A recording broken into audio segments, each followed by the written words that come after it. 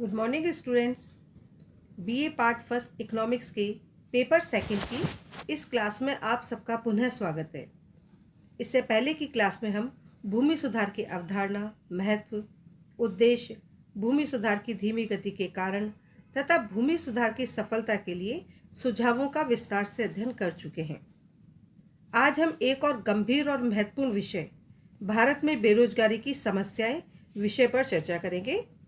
सबसे पहले हम बेरोजगारी एवं अर्ध बेरोजगारी का अर्थ समझ लेते हैं।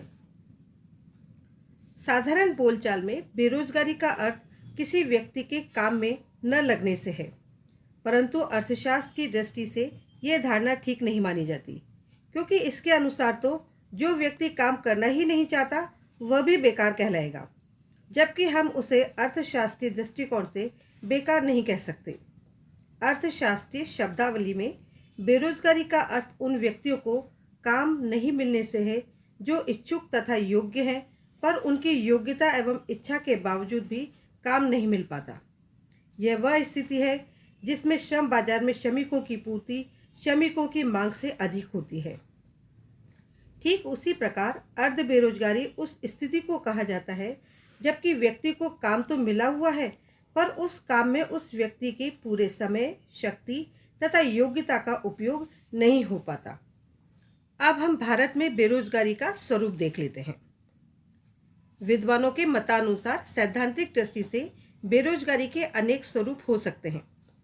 प्रोफेसर पिगू ने बेकारी को ऐच्छिक तथा अनैच्छिक दो भागों में बांटा है। इसी प्रकार कुछ विद्वानों ने बेकारी के दृश्य, अदृश्य, स्थायी, अस्थायी, पूर्ण, अर्ध, नियमित, मौसमी, शिक्षित, अशिक्षित आदि कई स्वरूप माने हैं। परंतु भारतीय अर्थव्यवस्था के संदर्भ में बेकारी के निम्न स्वरूप महत्वपूर्ण हैं। पहला है खुली या संरचनात्मक बेरोजगारी। देश में उत्पादन, विनियोग तथा प्रभावपूर्ण मांग की कमी से रोजगार के अवसरों में कमी हो जाती है, जबकि श्रम शक्ति में तीव्रतर वृद्धि से लाखों लोग रोजगार की तलाश में दर दर की ठोकरें खाते हैं। रोजगार दफ्तरों में भीड़ लगी रहती है, पर सब जगह नो वैकेंसी का सूचना पट निराशाजनक है। भारत में आजकल बेरोजगारी लगभग 4 करोड़ मानव वर्ष है। दूसरा है छिपी बेरोजगारी तथा अर्ध बेरोजगारी। जब श्रमिक वैसे तो काम पर लगा हुआ होता है, परंतु उसकी सीमांत उत्पत्ति नगण्य या नहीं के बराबर होती है। अगर उस श्रमिक को काम से हटा भी दिया जाए तो भी कुल उत्पत्ति में विशेष अंतर अथवा कुछ भी प्रभाव नहीं पड़ता। जैसे एक फर्म पर 17 श्रमिक लगे हुए हैं और 100 टन अनाज उत्पन्न करते हैं, पर अगर उन श्रमिकों में से 5 श्रमिक हटा दिए जाएं, फिर भी उत्पादन 100 टन रहता है। ऐसी स्थिति में जो 5 व्यक्ति रोजगार पर लगे हुए थे, वे उत्पत्ति में कुछ भी वृद्धि नहीं कर रहे थे। उनकी सीमांत उत्पत्ति शून्य थी, पर भारी रूप से वे काम पर लगे हुए प्रतीत होते थे। वे 5 व्यक्ति छिपी हुई बेरोजगारी के घोतक हैं। भारत के ग्रामीण क्षेत्रों में कृषि तथा उद्योगों में जनसंख्या के भारी दबाव व रोजगार अवसरों के अभाव में छिपी हुई बेरोजगारी चरम सीमा पर है। इसको अदृश्य बेकारी भी कहते हैं। प्रोफेसर नर्स्के के अनुसार अर्धविकसित राष्ट्रों में 20 से 25% जनसंख्या ग्रामीण क्षेत्रों में छिपी बेरोजगारी की शिकार है। स्त्रियों में भी छिपी बेरोजगारी व्याप्त है। मानव शक्ति का लगभग 15% घर की 4 दीवारी में बंद रहता है।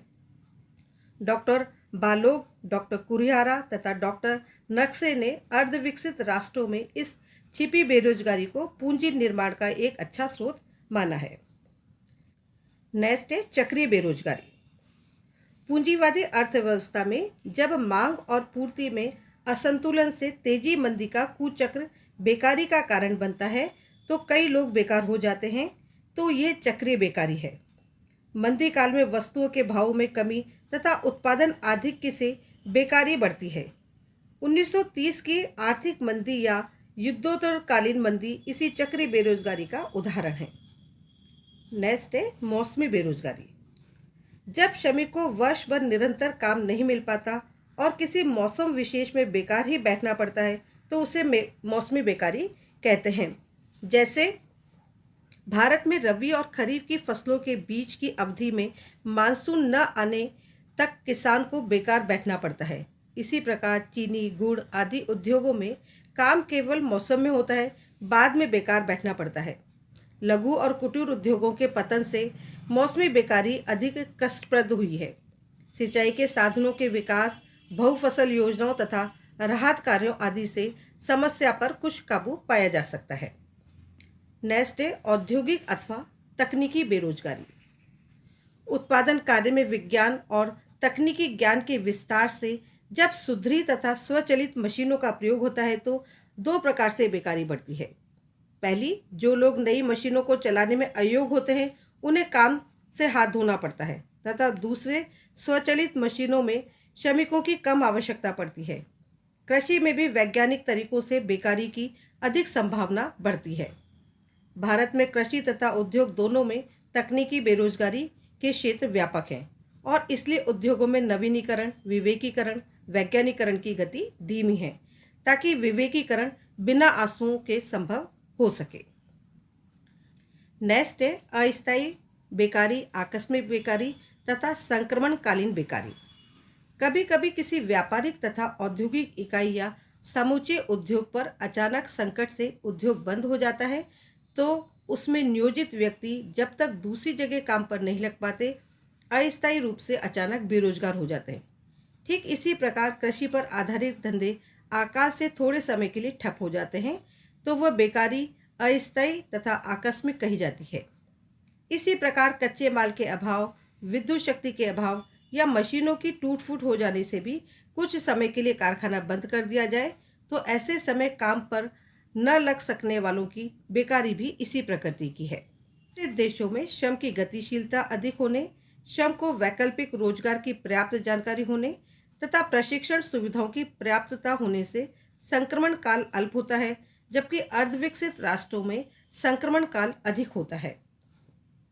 नेक्स्ट है शिक्षित व अशिक्षित बेरोजगारी। जब देश में शिक्षित वर्ग में बेकारी होती है तो उसे शिक्षित बेरोजगारी कहा जाता है, और जब अशिक्षितों की इच्छा तथा योग्यता होने पर भी वर्तमान वेतन दर पर रोजगार उपलब्ध नहीं होता तो उसे अशिक्षित बेरोजगारी कहा जाता है। भारत में शिक्षित बेकारी के दो स्वरूप हैं। सामान्य शिक्षा प्राप्त बेकारों की संख्या अधिक है, जबकि तकनीकी तथा वैज्ञानिक शिक्षा प्राप्त लोगों की बेकारी कम है। कुछ सीमा तक शिक्षा पद्धति और कुछ सीमा तक शिक्षितों की शारीरिक श्रम के प्रति अरुचि इस प्रकार की बेकारी के कारण है। नेक्स्ट है ग्रामीण बेरोजगारी तथा शहरी बेरोजगारी। भारत गांव का देश है और देश की 78% जनसंख्या ग्रामीण है। उनकी बेकारी को ग्रामीण बेकारी कहा जाता है, जबकि शहरी क्षेत्रों में व्याप्त शहरी श्रम के बेकार होने को शहरी बेरोजगारी कहा जाता है। शहरी बेरोजगारी में औद्योगिक बेकारों का समावेश होता है। अब हम बेरोजगारी के दुष्प्रभावों को देख लेते हैं। भारत में आर्थिक विकास का उद्देश्य देश के भौतिक साधनों तथा मानव शक्ति साधनों के समुचित विधों से आर्थिक समृद्धि एवं संपन्नता का मार्ग प्रशस्त करना है। मानव उत्पत्ति का सजीव साधन और साध्य दोनों है, अतः मानव शक्ति का लाभपूर्ण एवं समुचित उपयोग राजनीतिक, सामाजिक, आर्थिक तथा मनोवैज्ञानिक सभी दृष्टियों से महत्वपूर्ण है।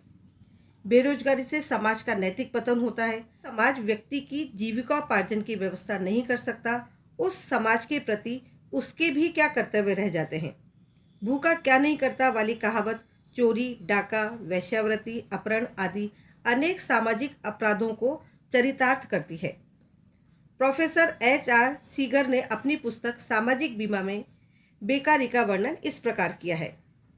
योग्य एवं परिश्रमी कर्मचारियों के सम्मुख उपस्थित होने वाली सभी बुराइयों में बेरोजगारी सदृश कोई भी कठोर एवं अन्यायपूर्ण बुराई नहीं है।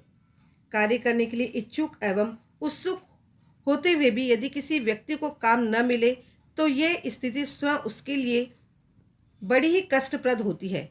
ऐसे कर्मचारी के परिवार और उसकी कमाई पर आश्रित नन्हे मुन्ने बच्चे जिन्हें भोजन वस्त्र नहीं मिलता इस पीड़ा को अधिक बढ़ा देते हैं। सर विलियम बेवरिज के अनुसार संसार में 5 आर्थिक दानव निर्धनता, बीमारी, अज्ञानता, गंदगी और आलस्य सदैव मानव जाति को ग्रसित करने के लिए तत्पर रहते हैं और इनमें सबसे भयंकर राक्षस बेकारी है। इस प्रकार विद्वानों के मत से बेकारी के दुष्प्रभावों का संकेत मिलता है। इन दुष्प्रभावों का वर्णन हम इस प्रकार कर सकते हैं। पहला है बेरोजगारी के आर्थिक दुष्प्रभाव। बेरोजगारी के आर्थिक दुष्प्रभाव अधिक भयंकर और कष्टप्रद होते हैं, क्योंकि इससे अर्थव्यवस्था में साधनों का विदोहन नहीं होता और गरीबी, ऋणग्रस्तता तथा शोषण को प्रोत्साहन मिलता है। बेकारों का जीवन स्वयं तथा दूसरों के लिए समस्या बन जाता है। बेकारी के मुख्य आर्थिक दुष्प्रभावों का संक्षिप्त विवरण इस प्रकार है। पहला है बेकारी अधिक बेकारी बढ़ाती है। बेकारी में व्यक्ति की आय का स्रोत समाप्त हो जाने से क्रय शक्ति कम हो जाती है और क्रय शक्ति के अभाव में रोजगार का प्रमुख तत्व प्रभावपूर्ण मांग कम हो जाती है। प्रभावपूर्ण मांग कम होने से विनियोग कम एवं लाभ की धूमिल आशा आर्थिक मंदी को जन्म देती है, जो अंततः बेरोजगारी को बढ़ाती है। नेक्स्ट पॉइंट है आर्थिक निर्धनता और निम्न जीवन स्तर। बेकारी के कारण आय ही समाप्त हो जाती है और गरीबी बढ़ती है। शोषण तथा ऋणग्रस्तता से बेकार व्यक्ति निर्धनता के चंगुल में फंस जाता है। निर्धनता में क्रय शक्ति की कमी निम्न जीवन स्तर का कारण बनती है। यही कहना पर्याप्त है कि बेकारी से निर्धनता बढ़ती है। नेक्स्ट है मानव शक्ति का अपव्यय। स्टालिन ने मानव शक्ति को विश्व की सबसे मूल्यवान पूंजी की संज्ञा दी है। अगर इस नाशवान पूंजी का समय पर समुचित उपयोग न हुआ तो इससे अधिक अपव्यय और क्या हो सकता है। नेक्स्ट पॉइंट है आर्थिक विषमता में वृद्धि। बेरोजगारी में एक और तो बेकार व्यक्ति निर्धनता के कुचक्र में फंस जाता है और दूसरी ओर काम पर लगे व्यक्ति आय प्राप्त होती रहने से आर्थिक समृद्धि की ओर अग्रसर होते हैं। ये विपरीत स्थिति आर्थिक विषमता में वृद्धि कर धनी और निर्धन के बीच खाई चौड़ी करती है। नेक्स्ट पॉइंट है ऋणग्रस्तता में वृद्धि। बेरोजगारी का सामना करने के लिए बेकार व्यक्ति अपने एवं आश्रितों के पालन के लिए ऋण लेते हैं। बेकारी की अवधि में इन ऋणों पर ऊंची दर से ब्याज चुकाते हैं। मूल और ब्याज दोनों ऋणग्रस्तता को बढ़ाते हैं। नेक्स्ट पॉइंट है आर्थिक शोषण एवं औद्योगिक संघर्षों को बढ़ावा। श्रम की नाशवान प्रकृति होने तथा उसकी पूर्ति अधिक होने से मोलभाव करने की क्षमता घट जाती है। ऐसी परिस्थिति का पूंजीपति लाभ उठाने की चेष्टा करते हैं। वह कम मजदूरी तथा अधिक समय काम लेने की प्रवृत्तियों से श्रमिकों का शोषण करते हैं। अगर श्रमिक संगठित होते हैं तो वे शोषण का विरोध करते हैं। इससे औद्योगिक संघर्षों को बढ़ावा मिलता है। नेक्स्ट पॉइंट है संतुलित विकास एवं तकनीकी प्रगति का मार्ग अवरुद्ध होना। देश में बेकारी से आर्थिक मंदी तथा उत्पादित माल की प्रभावपूर्ण मांग में कमी का रुख रहता है। इससे मूल्य गिरते हैं और विनियोग हतोत्साहित होते हैं। स्वाभाविक रूप से आर्थिक विकास की गति मंद पड़ जाती है। निराशा में जन सहयोग भी नहीं मिल पाता। बेकारी से औद्योगिक संघर्षों को बढ़ावा मिलता है। अतः श्रम बचत विधियों के उपयोग का मार्ग अवरुद्ध हो जाता है। यहाँ तक कि उत्पादन में विवेकीकरण एवं आधुनिकीकरण के कार्य बंद हो जाते हैं। नेक्स्ट है सामाजिक एवं नैतिक दुष्प्रभाव। बेरोजगारी के सामाजिक एवं नैतिक दुष्प्रभाव भी भयंकर होते हैं। बेकार व्यक्ति समाज में अपना विश्वास खोकर विध्वंसात्मक गतिविधियों की ओर अग्रसर होता है। बेकारी में जब व्यक्ति भुखमरी, रोग, कंगाली, शारीरिक दुर्बलता तथा चिंताओं का शिकार होकर कष्ट भोगता है तो वह समाज से बदले की भावना से लूट खसोट, चोरी डकैती, खून, हत्याएं, अपराध, वेश्यावृत्ति, आत्महत्या आदि कुकृत्यों से समाज को नैतिक पतन की ओर धकेलता है।